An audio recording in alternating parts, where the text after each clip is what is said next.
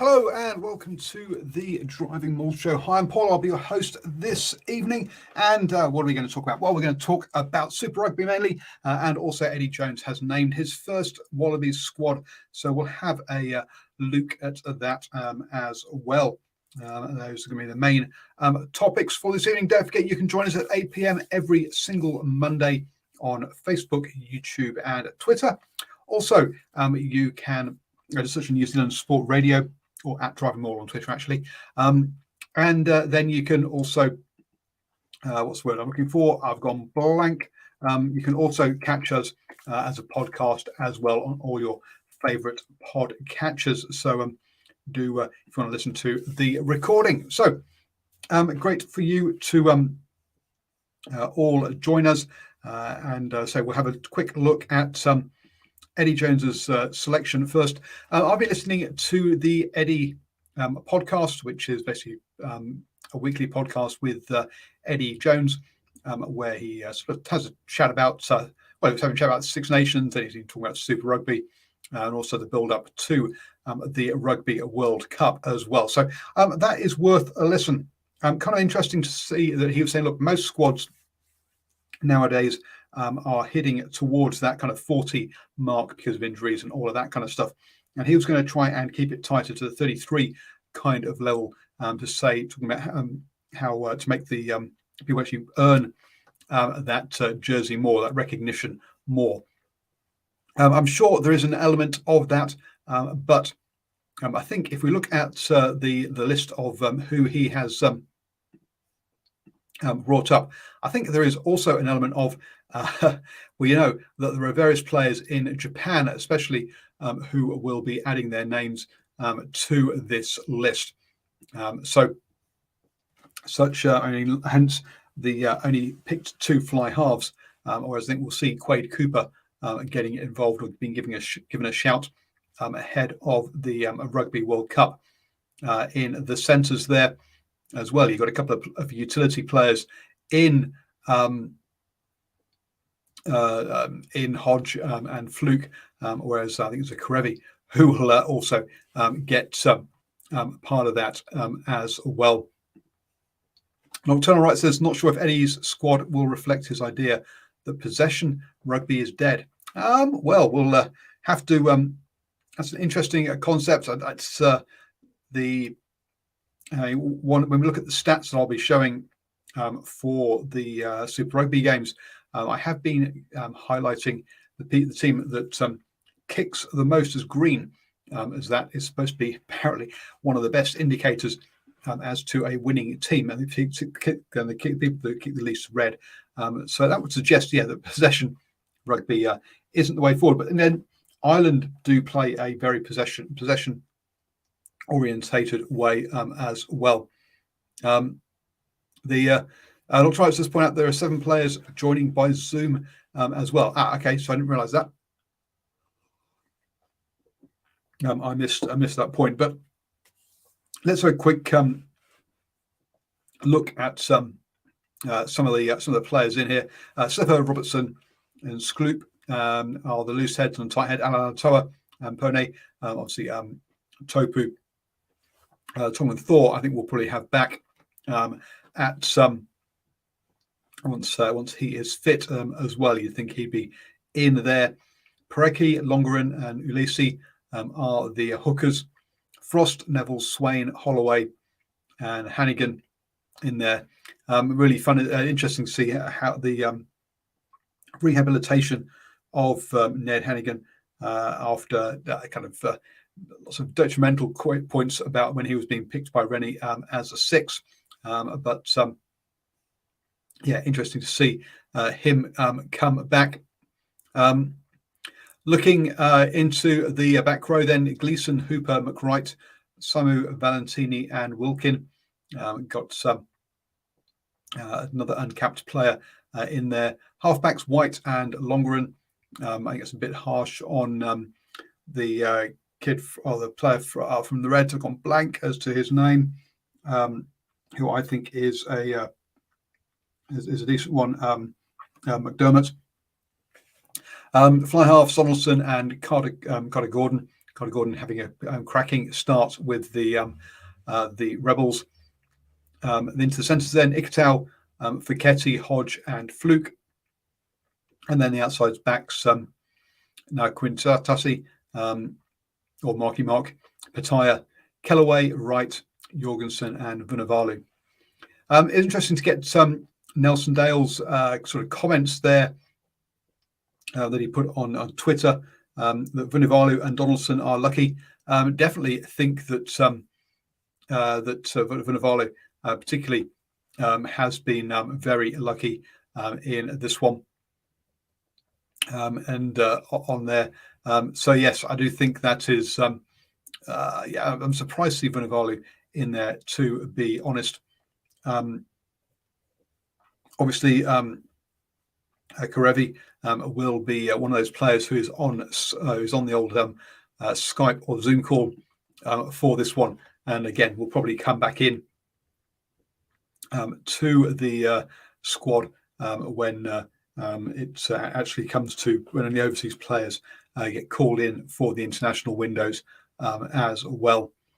So yeah, so interesting start there from, and gives us an idea as to how Eddie Jones is thinking. Clearly, some form players in there. Marky Mark, lovely score at the weekend against the Brumbies, and has started the season very well. Some question marks still around his defence on that one, but we'll see. It'll be interesting to see how Eddie goes with his selections. Does he select players what they can do, or does he end up leading out players for what because the things they have to they think they need to work on. So it'll be interesting to see how he uses and puts his squad together on this one. But so yeah, good to see. Get an idea now, and I wish all the when you're naming squads like this, to actually they would please put them in rather than doing it in alphabetical order. How about giving us indications to where they actually play makes it easier for people to be able to read that to read these squads rather than just put it into alphabetical order for people. Yeah, Chris, this is an interesting selection. Yeah, interesting to see anyone who you think should have been in there who has missed out on this one. I like McDermott as a player. And Oxford Wright says passing and kicking holds him back. I find him an exciting player to watch. Lolosio, obviously, perhaps a bit unlucky in the fly half place there. I thought it's perhaps not sure he's been treated. Been given the opportunities properly and handed the reins to that number 10 jersey. I'm not sure that he's been given probably. He was given kind of opportunities against France, and then suddenly they decide he's not the person, and he is the person. It's not. Like I say, there's a lot of things not being fair necessarily on him. Either pick and stick with him or don't. Would have been my option. Obviously, with Eddie coming in, he's going to start from fresh. He's not going to stick with necessarily with players who were there previously. So that's just a quick look at Eddie Jones's Eddie Jones's first squad for the Wallabies. It's going to change. I expect. This was he went through a lot of players when he was the England head coach. So I wouldn't be surprised for some of those players who come in find that they don't fit for whatever reason, and then you never see them again. So yes, it'll be interesting to see how much turnover there is from those sort of players heading into the next sort of squad selection on that kind of side of things. Let's say get into. There are two pieces that we're going to have. Kind of want to have a chat about. I want to have a chat about the actual games themselves, and then also have a chat about Super Rugby. I mean, are we happy with Super Rugby and kind of where it's at the moment? With we've seen some good crowds in the NRL for players like what I was thinking there for the crowds in the NRL, and a good start there with the Warriors have had, and a stark contrast to the sort of crowds we're getting from Minor Pacific games or any of the Super Rugby games in New Zealand, for that matter. Also, I've started putting together, as I said before, these kind of multis, because I just think that at the moment the game's too predictable. As in, we know who's going to win, so last week, I did this multi across 4 games, and as you can see, there's all the ticks, and the money came back well. I also backed the Chiefs and the Fiji and Drua, and one of those bets as well. So all 6 games were pretty clear cut. I mean, if you look at these odds from last week, $1.30 Brumbies was what is the kind of the most competitive game. All the other ones really pretty one-sided from the TAB's point of view. I've already done next week's game, next weekend's games as well, where there are only 4 games. You despair of Super Rugby. Next weekend is Easter. Easter weekend. You've got 4. Obviously, you've got the public holidays on Friday and Monday. So you've got lots of people off work with the potential of going to rugby games. And so what do you do that weekend? You put on the fewest games of rugby possible when there are the most potential eyeballs to watch the game. It just beggars belief that we don't, as to how the game is run and marketed. Alternative rights, the games are good, but the engagement is woeful, and that's the point. They're not marketing it well at all at the moment. I say, looking forward to next weekend. I mean, already perhaps a bit early to be throwing this one out there, but I say there are 4 games next weekend. The Crusaders versus Moana Pacifica. The Crusaders playing $1.01. Brumbies versus away to the Reds, $1.57. That's again, the Brumbies, the wildest, the least favourite team, and yet they are going well. Highlanders Hurricanes $1.27, and then Rebels Blues $1.14. These are the I've thrown that 4 multi multi on potential return of $4.59 from a $2 bet. Now look, I'm not doing this to make any money by any stretch of doing it. It's purely from a matter of showing how predictable this is. And if my multis win every single weekend, that's a real problem, as it's not. Where's the jeopardy in all of this if you know who's going to win beforehand? Good point from Simon that the Crusaders and Moana Pacific game will be on free to air Prime on Friday night in New Zealand. So Sky seems to be has started to try and do its bit by putting some games on free to air and make them more available for this kind of thing. Chris Jose says, wouldn't this weekend have been good for a super round? All the teams in one stadium with a long weekend, festival atmosphere and all that. Yeah, absolutely. You got the long weekend. They wouldn't all have to be double headers. You could do it as a couple of single games as well. Simon points out that also reducing the games for Easter and doing the same for Anzac Round as well. Well, actually, the next 3 weekends are all being reduced. Now,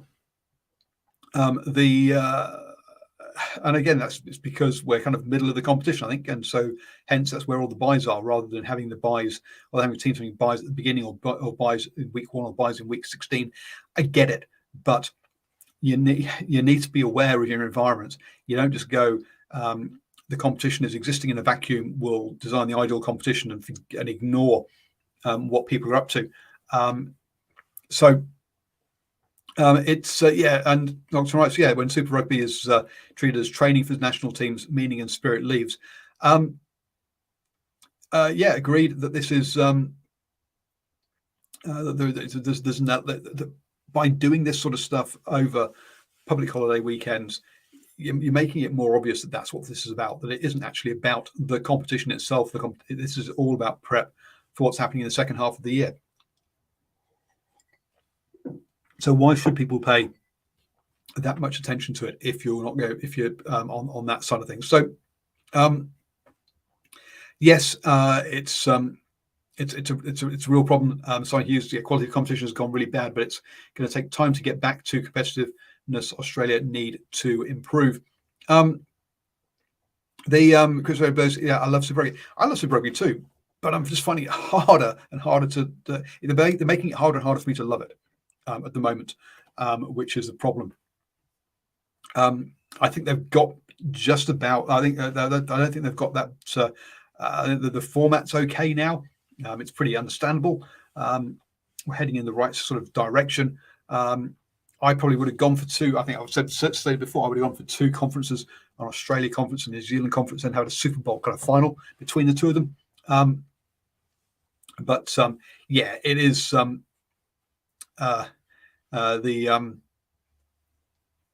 it does devalue itself, which is unfortunately. So yeah, so it's a problem that we have. I'm not sure what the solution is. I'm not sure that the powers that be realise there's a problem. In all honesty, there's no acknowledgement of there being a problem. Let's be honest; they think it's all great and fantastic, and yet no one's turning up to the games. So yeah, it's frustrating.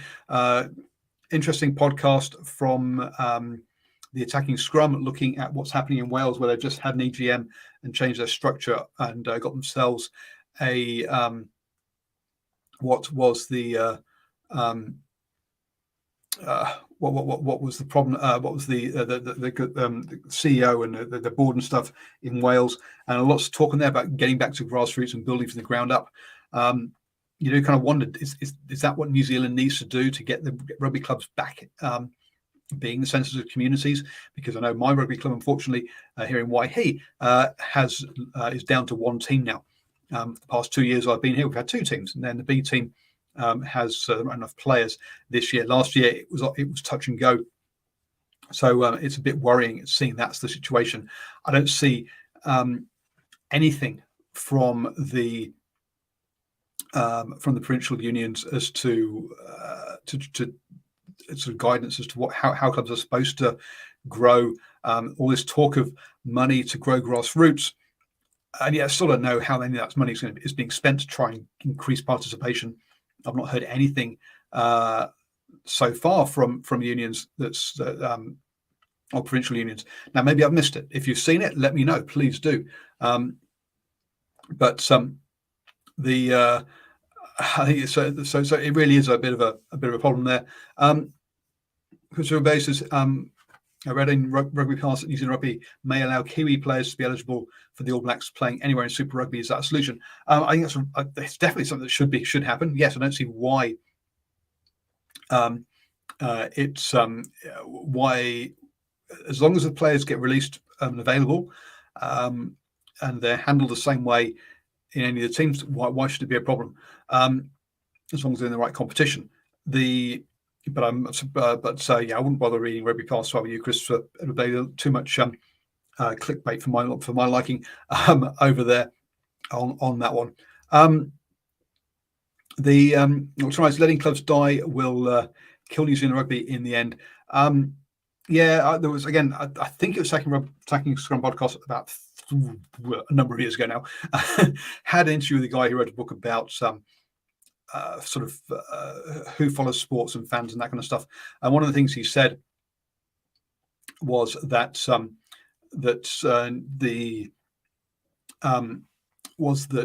basically forget football. Don't try and mirror football. Football is something that's different to everybody else, every other sport. He said, look, people follow sports that they've played, that they understand, that they've got a connection with. So the more people we get playing, the bigger your audience is watching the sport. And that, I think, is what unions need to understand that if you want to have supporters for your professional teams, you need to get as many of them playing rugby as children, and having it as something that they have a connection with, that they understand. That's why rugby's a nightmare to try and understand. The laws are far too complicated on that one there. I do think that all play, that the Wallabies, Fiji, Samoa, Tonga, New Zealand, All Blacks, all the countries that are part of Super Rugby should allow their players to play any Super Rugby team, but they should all have the same contracts where they get released or they get the number of rest weekends that they would do if they were playing for their home teams. And that way, I think it wouldn't matter if a player is playing for the Force, or is playing for if an Australian is playing for the Crusaders, or if the Kiwi is playing for the Force.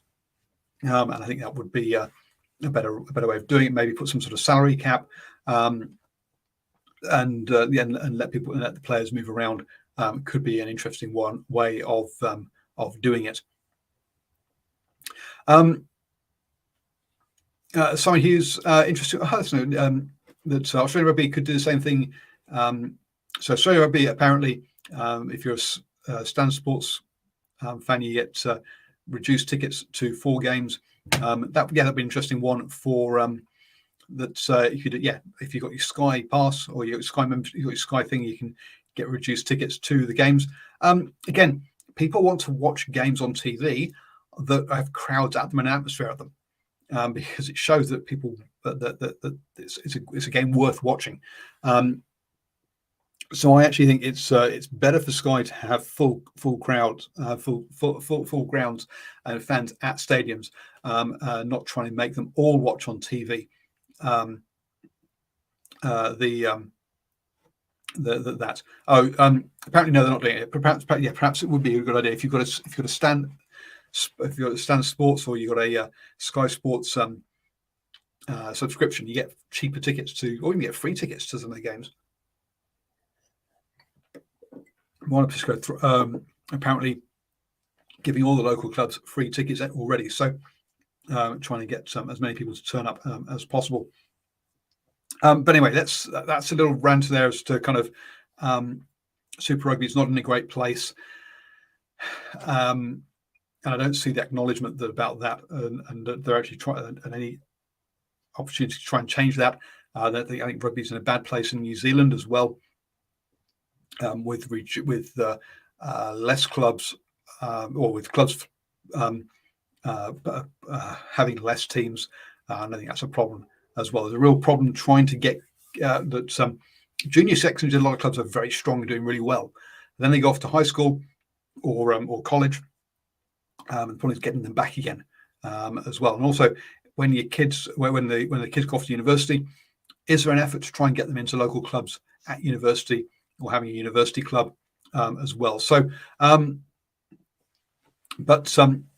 yes, the problem is rugby New Zealand is all built around the All Blacks.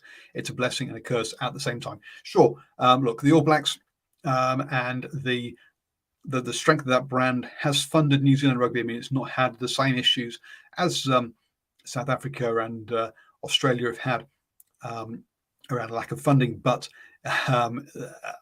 the over concentration. I mean, one of the points that was made in the Hacking Scrum podcast was that the professional and the amateur game have to both be treated equally and bring them up together. You can't have one without the other. And that's what we're seeing in New Zealand. Is if you look at the board of New Zealand Rugby, you've got a guy in charge of professional rugby, then you've got a guy in charge of the All Blacks, and you've got a financial guy on there. Let's be honest, all the income is on the All Blacks. So, and then you've got one guy for community rugby. You look at it, hang on, there's one guy here to cover the women's game, the men's game, and we've seen that Super Rugby Aupaki, the guy who comes out and talks about that, is the guy who's head of community rugby, not the guy who's head of professional rugby. And you end up with this kind of crowd where you see it's all the All Blacks is what's important, because they get like 3 or 4 votes to 1 vote for everything else on that board. So you can see where New Zealand Rugby's priorities thinking is. just by looking at their board. Anyway, let's get into the games from last weekend and try and talk about something a bit more fun and positive from that. We kicked off the weekend with Moana Pacifica versus the Highlanders, 17-45 there. I remember watching this one and thinking, yeah, if you don't have a scrum, you don't win. And that seemed to be part of the Moana Pacifica problem, particularly in the second half. Look, I mean, at half time, this game was still close, wasn't it? With the score being 17-19, but it really blew out in that second half as the Highlanders took control of that one, and ran away with it in that second half, scoring all the points. And then also we had the yellow card for Toto Vanawe as well with that high shot. So some real good play from the Lucies of the Highlanders, I thought, in this one, they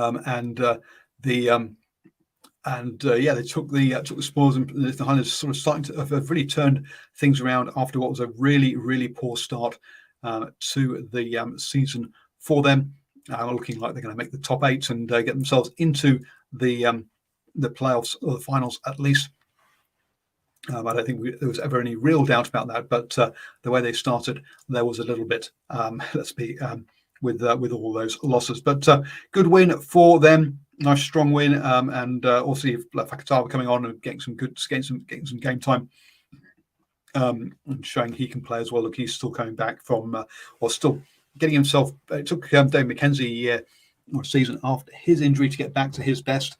And I think you're probably seeing the same sort of thing from Fakatava as well in there.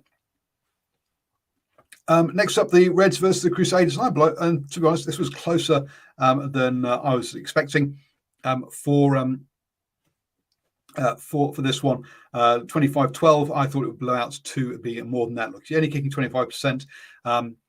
That's not going to help you against the Crusaders. And that first kick by I was at the inside centre. And he shanked that. It's one of the worst kicks at goal I have seen in a very long time. But hey, they were never really in this one. The Crusaders, a whole bunch of injury issues, particularly around lock. Hence, Scott Barrett didn't get his rest weekend that he should have done for the All Blacks, and was allowed off that one. There, and look at their line-out figures: 7 from 11. They lost 4 line-outs in there, which is appalling for the Crusaders. Fantastic from the Reds. Look, 16 from 17, only missed 1. Now, sure, Fiji and Drew got 7 from 7, but I thought I've green highlighted the Reds anyway with that one, because I think there's still for that many lineouts, only lose 1 was very good. The Crusaders, only 2 line breaks, so the fewest in the entire week from them, which is a bit of definitely a surprise, I think, there. So some of these stats would suggest that the Reds should have been better, but look, the Crusaders controlled where the game was going to be played, and took this one out. 19 missed tackles by the Reds. Look, when we're going to talk about some of the others, Highlanders missed 34 tackles against Moana Pacifica. I mean, geez, Levi Amua probably accounted for 20 of those. But still, you've got to have your defence on its best day against the Crusaders. Otherwise, they will come away with points. Obviously, they have lost Sevu Reece for the year. He's not going through the World Cup, unfortunately for him. Injuries starting to play an effect on a lot of teams already, Highlanders and Crusaders. As you say, Knox and Wright's bigger fish for them to fry later. They got the job done, and they'll be happy with that. Next up, the Fijian Drua against the Rebels. Game of 2 halves. This one, the Fijian Drua ran out to a massive lead at 19-0 after 19 minutes, and they were still scoring at a point a minute to 33-7 after 33 minutes. But that was also the half-time score. In the second half, the Rebels came back, winning the second half 5-21. But it was too little, too late, as the Fijian Drua ran away with that one. And interested that they're not playing all of their games in the same stadium in Fiji. They're taking it around Fiji, which is great to see, engaging all of those fans. Perfect line out from the Drua. And 12 line breaks, the most of any team, as they ran rampant in that first half in particular. Look, they could have had some more points. 6-7% kicking isn't great. The Rebels' home percent kicking, they took all of the points on offer, and still came up 10 points short. Not much kicking by the Rebels, but look, when you're chasing the game, you can't kick. And by getting those early points on the board, the Drua made the Rebels play in a style that they wanted, that suited the Fijian Drua. Turnovers conceded 20 by the Rebels, obviously playing ball in hand in the wrong part of the pitch. And then missed tackles 38. Ouch. Look, they had a lot of, and they only made 64 tackles. So they missed, for every 2 tackles they missed 1, which is absolutely appalling. Yes, they had lots of possession, and they only gave away 3 penalties in this game. So a lot of good stuff by the Rebels from that point of view. But still, could not. It was way too much for them to come back in this one.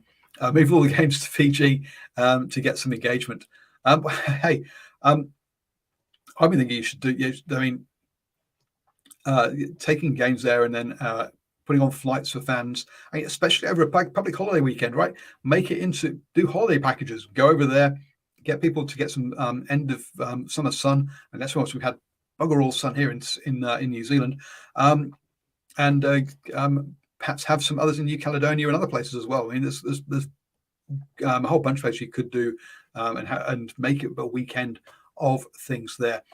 So yeah, a lot of things good by the Rebels, but boy oh boy, missing 38 tackles and being that many points behind, it was all over. Let's be honest about that one. Look, good for them to keep their head. They kept playing. They got three converted tries in that second half, and won the second half. That's something they can take away from this game. But clearly did not get anything from a points point of view out of it. Chiefs Blues. Oh dear. As you probably know, a lot of the people that I chat about rugby with are based in Auckland and are our Blues fans. Boy oh boy, they are not happy at the moment with the Blues. I used to be a Blues season ticket holder as well. Perhaps I'm a bit. I'm not as despondent about it as they are. Look, the Blues should have won this game. Beauden Barrett puts that ball down and scores the try. They win this game. If he can actually hit the side of a barn door with his kicking, they win this game. They should have beaten the Crusaders as well. The game against I think it was the Brumbies they lost to as well earlier in the season. Let me check that and make sure I try and get my facts right. Again, was down to was poor game management, 20-25 in that Super round. They're doing a lot of things right. Now, all their losses have been against top 3 teams, or against actually Crusaders probably not a top 3, not a top 3 team, but yeah, they've lost to the Chiefs, Brumbies, Crusaders. They're all top 4 teams. They're all finalist teams. Teams that can be in that semi-finals conversation that they're going to have to beat later. The good thing is, all 3 teams that they've lost to, they should have won those games, or could have won those games. The Crusaders and Chiefs, they should have won. So I don't think it's as bad as all that. Now, fine. The problem is your key player is the problem. Is that game manager? Is that Beauden Barrett? So whereas you Damon McKenzie, he smacked every single one of those kicks, even one from his own half. So one of these ones where the Chiefs, I think it's probably 2 weekends in a row now where they've not played as well as they probably wanted to, but they've got the win and they're still unbeaten. Or they still won every single game and they're at the top there. So it's all going well from that point of view. But I say only one offload in this one, 3 line breaks, not very good. But only 8 turnovers, 18 missed tackles, which is good when you've made 170. The Blues really did have a lot of ball in this one and made the Chiefs do a lot of work.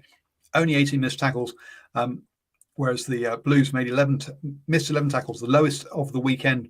But they only had to make 74. They had 100 less than or nearly 100 less than the Chiefs, but only missed 7 less. So, look, the Chiefs didn't turn over the ball. They didn't miss tackles. Had put in a big shift of work.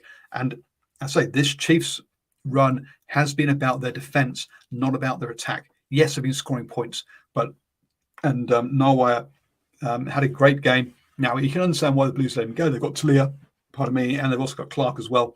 But he never really got an opportunity up with the Blues. Good to see him getting opportunity now with the Chiefs as they rotate their resources. So the Chiefs have got a bye this weekend. They'll be happy with that because look, the last 2 weeks they've not looked their best.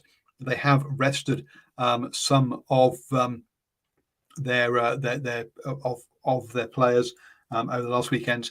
Not to write, Chiefs' best attack seems to happen when Josh Ioane is in the field. He's a cracking player as well, isn't he? And to have him and DMAC, you've got 2 people who've got to try and cover 2 playmakers. Makes it very difficult. You don't know which way the play is going to go defensively. It's asking a lot more questions. I say the Blues not as far away from it as all that. Only missed 11 tackles this weekend, and if Bonenbach put that ball down, if he kicked the balls over, they win that game. They should have won that game. Next up, Brumbies versus the Waratahs. Again, a game that Eddie Jones said was going to be actually a selection decider, on his podcast show. And again, he reckoned it was going to be close. He says the Waratahs are not that far away. And I was like, what are you on? But look, they're within 4 points in this game, so maybe they're not that far away. Penalties, 16, the worst in the round against the Brumbies. A team, really, you don't want to do it against. But funny enough, the Brumbies didn't score a line-out maul in all of this, which is just amazing when you think they had 16 penalties and sort of opportunities to perhaps put themselves down in that corner and just didn't come out with them. Interesting one. That funny one there, that the Brumbies finding a way to win without their most lethal weapon working for them here in this one. Looks right. Yes, the Waratahs played really well, but discipline weakness. 16 penalties. You can't do that against a team, especially like the Brumbies, who love to have a set piece. Now, 15 from 18, perhaps not as strong a set piece as normal. To lose 3 of the lineups, lose a couple of scrums as well. The Waratahs turning over the ball 16 times. Ouch. Turning it over 16 times and 16 penalties. That's a hard day at the office. And to still be close shows that they did actually do a lot of good things there. Jorgensen and Toole, really exciting backs. Yep, Toole is the pace on him. Wow. Clearly needs a bit more time in 15s, but boy, oh boy. He is an exciting prospect. Can he do what Colin Isles couldn't? I guess is going to be the question mark there. So the Brumbies roll on. They're only lost so far. That game against the Crusaders, where they sent a weakened team. Eddie Jones did say, look, there was an agreement, a bit like over here in New Zealand, around resting their Wallabies.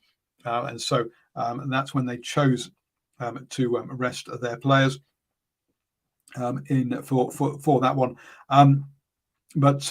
Cracking start for the Brumbies. I say only that one loss so far for them, sitting nicely towards the top of the table on 21 points. A couple of 5 wins, just like the Hurricanes, who are in second place, but 2 less bonus points so far. So of those top teams, they had the lowest points difference but who cares? It's about getting your wins. They're on 29 points, where you look at the Chiefs 101, Hurricanes 113, Crusaders 52, Blues 41, and it's those 5 teams at the top there that you got to say are the ones that are going to be fighting it out. So Brumbies with the lowest points difference, but I say only that 1 loss so far, whereas the Blues 3 losses so far with 3 wins. Give you an idea as to the balance of that.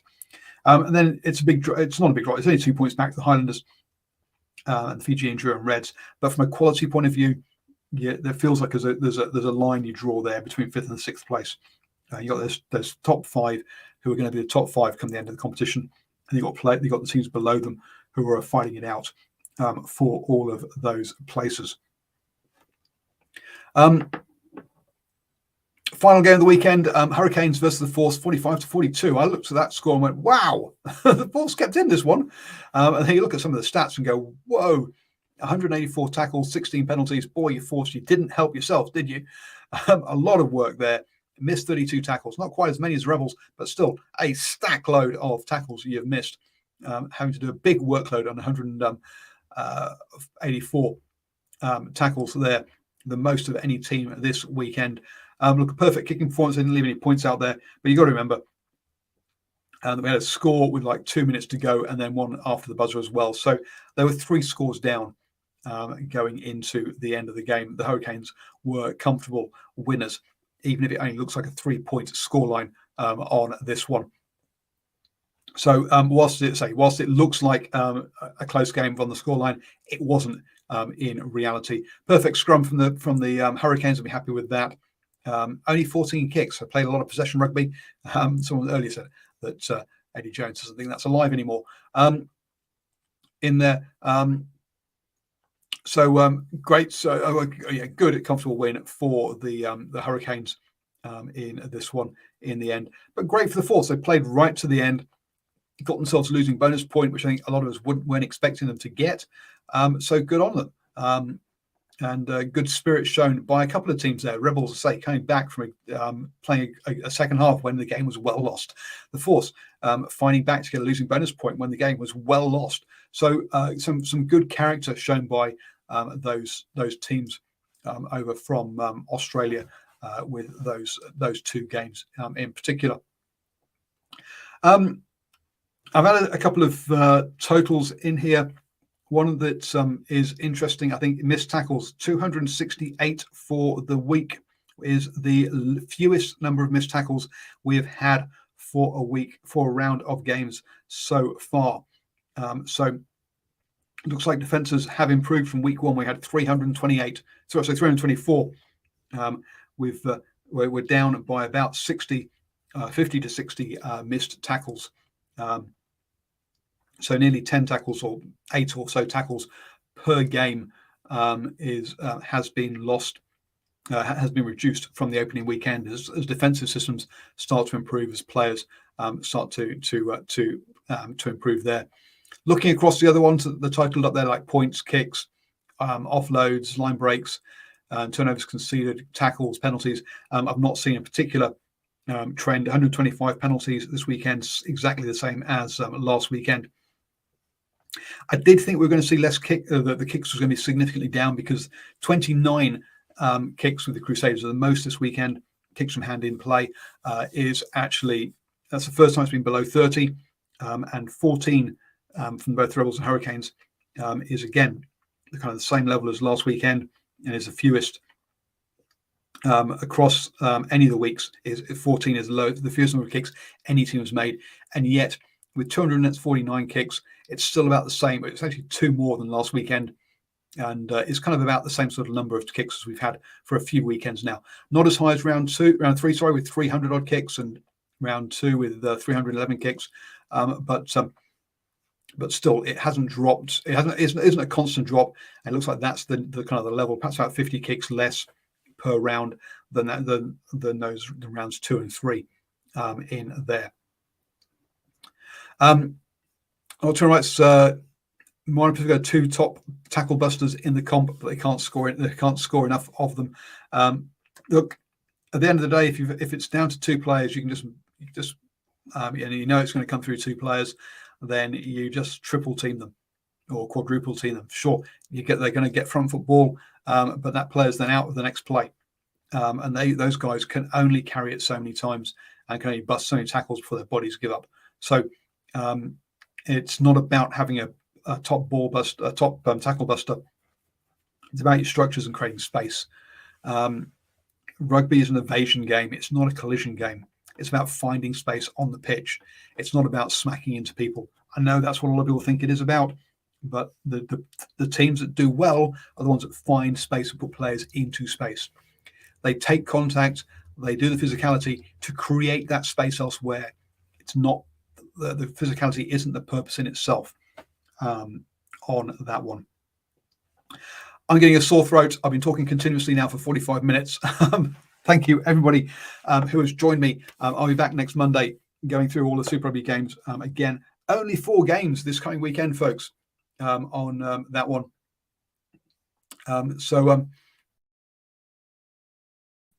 As I said, I showed you my predictions earlier, but again, we've got the Crusaders versus Moana Pacifica. That's a Crusaders win. At the TAB, they're $1 and a cent. There's no point putting money on there. That's no return. Reds versus the Brumbies, $1.57 for the Brumbies. So that's according to the TAB, that's the most competitive game of the weekend to watch. Still, the Brumbies, look, the only game they've lost has been against the Crusaders, where they rested players in Christchurch. I can't see the Brumbies losing that one. Whereas the Reds, look, they lost to the Crusaders last weekend at home. Before that, they lost to the Rebels. Then they only just beat the Fijian Drua at home, and we know the Drua don't travel very well. They've already lost the Brumbies 23-17 down in Canberra.